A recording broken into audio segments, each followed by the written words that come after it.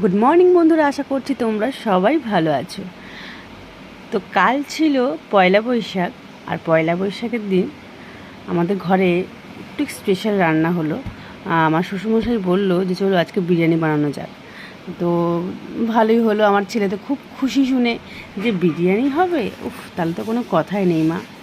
তো চটপট বানিয়ে নিলাম। তো দেখুন, মনে হচ্ছে যে ছেলে বলছে যে কখন খাবো মা।